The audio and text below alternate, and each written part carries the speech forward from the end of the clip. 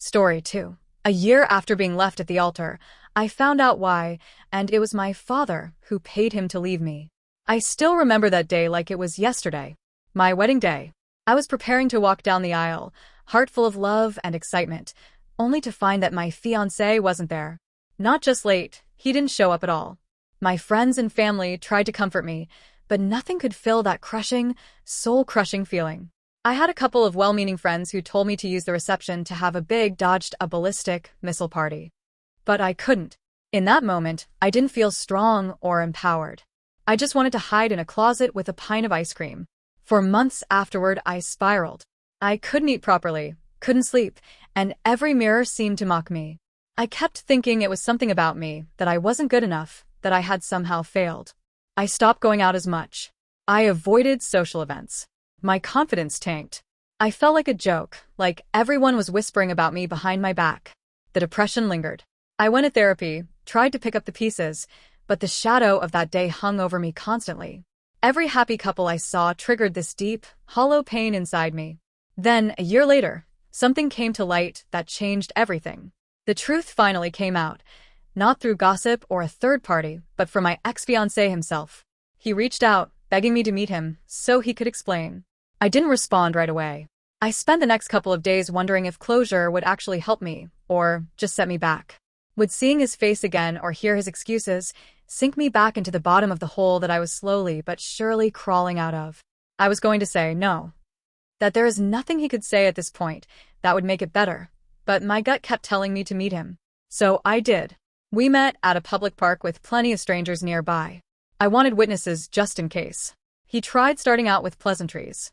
I cut him off and told him to get to the point, or I will leave. He finally started by telling me he couldn't live with the guilt anymore. He broke down and confessed that my father had paid him to leave me. He showed me the text messages he had kept between the two of them, my father telling him he would never be good enough for me, that he could never make me happy because he didn't come for money. It didn't happen all at once. My ex-fiancé resisted at first. Told my father that he loved me, that he would be good to me and take care of me. But that didn't stop my father. He was persistent. Finally, on the day of our wedding, my father pulled out his checkbook, wrote a check for $50,000, told him once again that he will never be good enough for me, and to just let me go. The pressure eventually wore him down, and he grabbed the check and left. Then he pulled out the check my father had given him, now aged and untouched. He never cashed it. He told me the pressure and humiliation eventually defeated him, and walking away was the biggest regret of his life. At first, I didn't know whether to scream or cry. My father, the man I trusted most in the world, had orchestrated the most humiliating, devastating betrayal of my life. At that moment, I felt my blood boiling.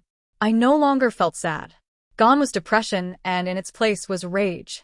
Through gritted teeth, I said, I got to go. I left him there at the park. What was usually a 20-minute drive to my father's house took 12. I don't know how many red lights I ran, or how many yellow ones where I punched it. I didn't knock. I walked straight into my father's house, my hands clenched so tightly my nails cut into my palms. He looked up from the couch and frowned. What's wrong with? I cut him off. I know you offered him money to leave me. His face froze. I know you told him he was nothing. I continued, my voice already shaking with rage. I know you convinced him he'd never make me happy because he didn't come for money. I read your messages. I saw the check.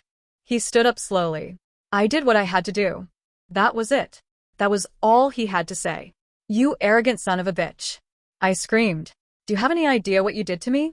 The man I loved left me at the altar while people whispered and stared like I was some kind of embarrassment. I saved you, he snapped.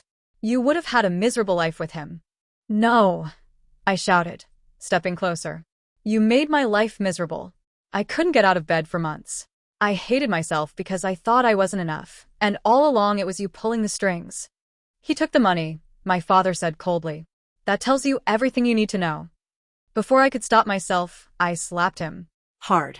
The sound cracked through the room. He stumbled back, eyes wide in shock, his hand flying to his cheek. That, I said, my voice breaking, is for every night I cried myself to sleep because of you. His face hardened.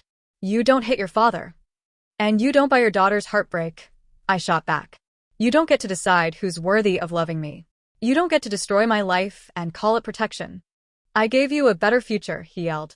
You gave me trauma, I screamed back. You stole my choice. You stole my happiness. You took the man I loved and crushed him until he believed your lies. He pointed at me. You'll thank me one day. I laughed, a hollow, shattered sound.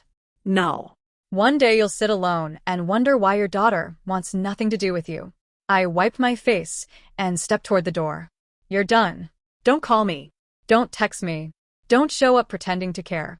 You lost me the moment you decided money mattered more than my heart.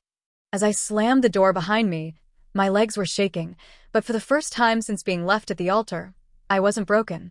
I was done. A few months after confronting my father and learning the truth, things escalated even more. The truth about why I was left at the altar spread like wildfire.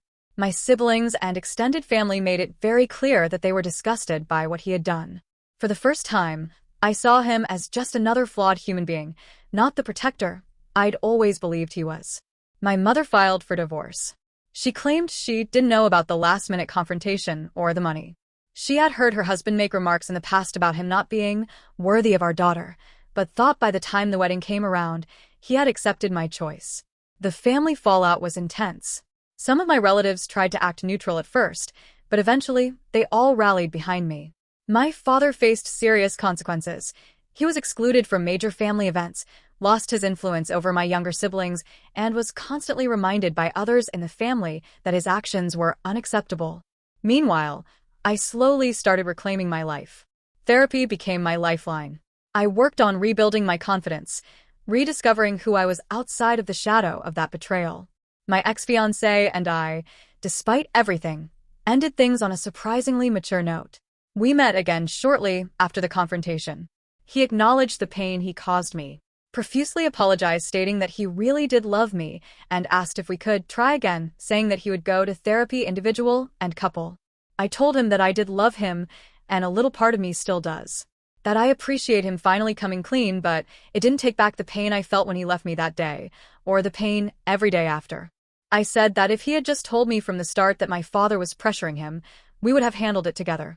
As I stood up to leave, I looked at him one last time and said that I don't trust him, and no matter how much therapy we have, the trust will not come back. But I do forgive him. I forgive him, and I wish him well. I didn't see him again after that day.